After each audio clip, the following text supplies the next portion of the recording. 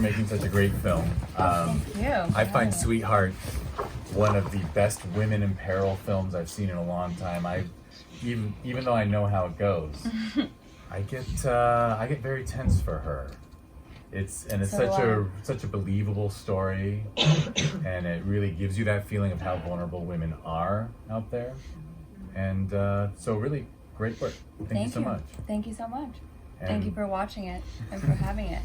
So I guess I would ask, what was the genesis of writing and directing this short?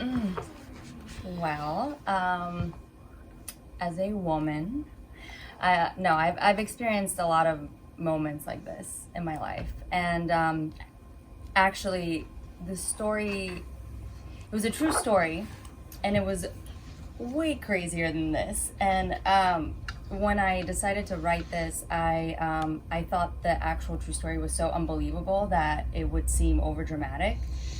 So I created this sort of everyday moment that women have to go through, and women who make mistakes, women who, women are not always right, but it was just about an average girl who made a mistake, and that mistake sort of led her down a path of more choices, maybe wrong choices, maybe right choices, but it was all about this girl kind of figuring out, should I follow my intuition? Is this person, is he a malicious person, or should I should I trust my intuition, or am I overreacting as a woman? So it's sort of like doubting yourself at every moment as a woman, if you're reading too much into something or not. Yeah, the way you wrote it, the level of danger that we're sensing, he eases off a little, and we hear about the daughter, and you think, okay, she's safe. He's just really against drunk driving, and then he turns again, and it's quite a dance. Yeah. Right. It's all about the nuances of what it's like reading another person, and just about how women are sort of in situations where they have to react to men or other situations where they don't want to offend somebody. So it's always this delicate dance of how do I not turn this person down, or am I in danger, or what is the right choice for me to make at this moment. So that's where the film was inspired by everything that women have to go on a daily basis. And I screwed up. I did not have you introduce yourselves at first. So you want to tell us your names? And Sure. I'm Diliana. I'm the writer-director of Sweetheart. And then I have Andy Slade here, who's my lead actor of Officer Bland. Not an easy role to play for such a nice guy. And then this next to me is the executive producer, editor, and composer, Jack Gravina. And the music was very also a couple other things. Thank you.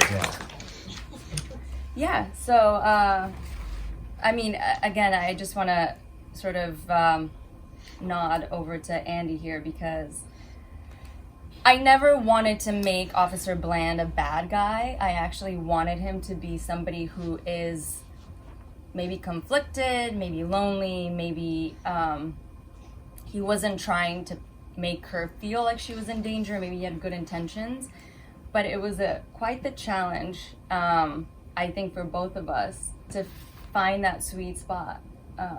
I know I was conflicted a lot with how dark his character is, or really what his intentions are. So yeah, your performance was great, and of course your lead's performance is also Gina. She carries the film. She did a great job. Yeah. Here, let me open it up to the audience. We got one right there. What was the hardest? What is something that you didn't expect to be as difficult as it was before you started the shoot, and then came up on you and you were like, why is this the thing? Oh my god, I don't know. There's production. so many things. Hashtag production. Shooting life. on a car. Yeah. So A process trailer. when you watch the film, it's kind of like, oh, just people in a car. We rented a process trailer, and it kind of started, it was this whole thing of like, let's just get a process trailer. We had never shot on a process trailer before, but it seemed like a cool thing to do. And, You need it to get the right look. You need it to get the right so look. that it and looks like they're really in a car and it's not, a mounted camera. And so that the actors can also perform instead of worry about their safety. And, Yeah.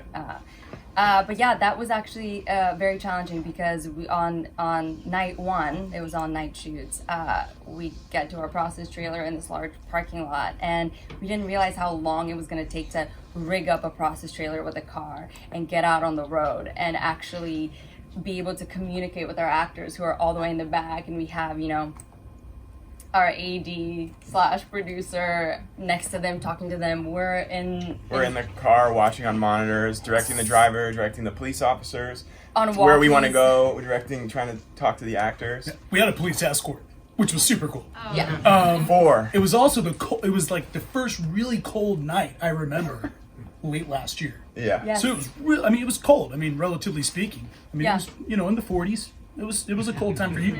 I was in the car. I kept cranking the engine to like turn the heat on, and they're all standing out there looking at me, and they're like, "Son of a bitch." I think that was our first big kind of like, oh, this is gonna take a little bit longer to get used to than we think, because it doesn't, it's the first time we've done it. So it was just sort of like getting through the motions and figuring out the line of communication for everybody, how to approve things, how to even watch the monitor. So yeah, that was it. There was a hand. Answer my question. Oh, your question's been answered. Yeah. You got You me. don't have to tell the whole full story, but there's definitely, obviously, you said it was almost unrealistic that we would believe it.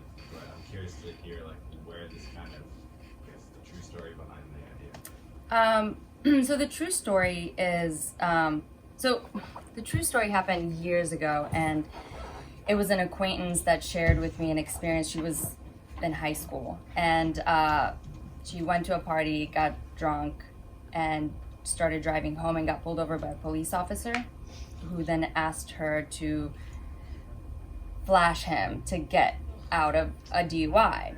And so she ended up doing it, and he just let her drive home drunk.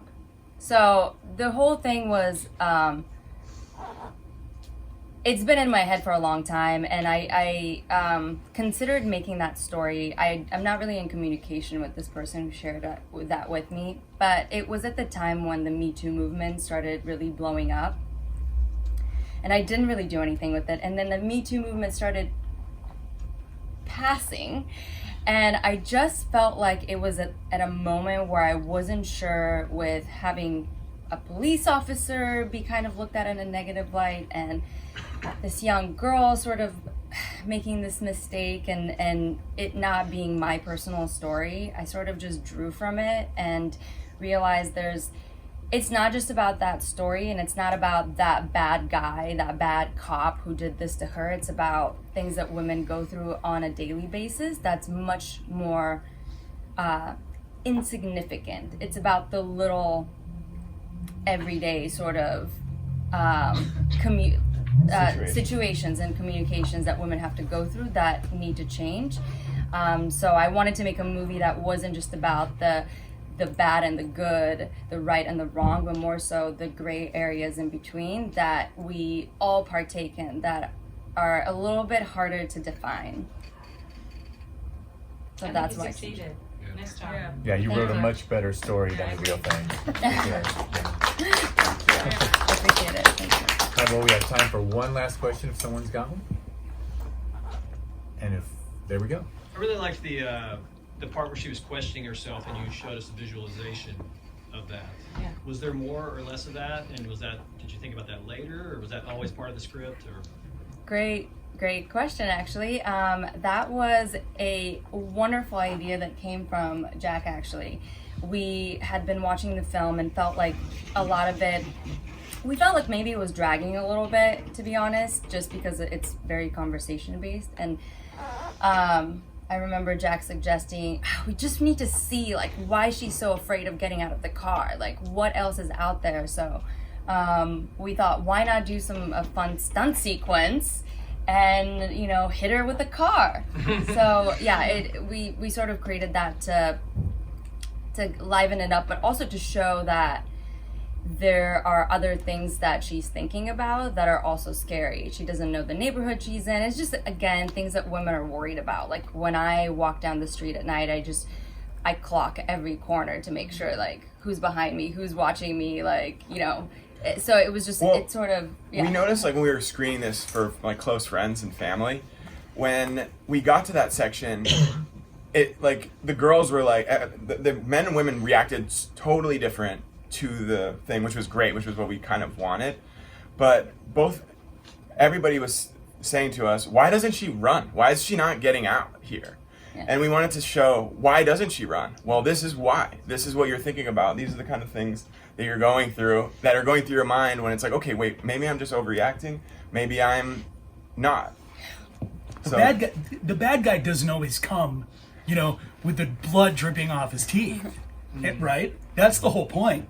And so it becomes an ambiguous thing where you go, well, he's not really, right? That was the whole point of it. Right. Yeah. Even from the day of the audition, like, that was the whole thing, is he just doesn't come creeping in the night at you. And so it's hard, right? Sometimes to make that call.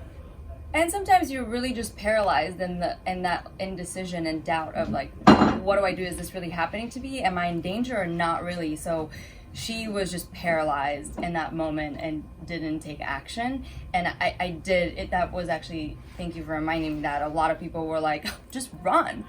And It's like, and well, sometimes you don't make that choice because you've never been in that situation. So And she'd found a stun gun, so she had a little something. little reason Protection. to Yes. reason to stay. And you can't jump off a process trailer. True. Oh, I wish we could talk longer, Yeah, but yes, thank you we so have much for the gotta great talk about it. questions. But Thank you. thanks for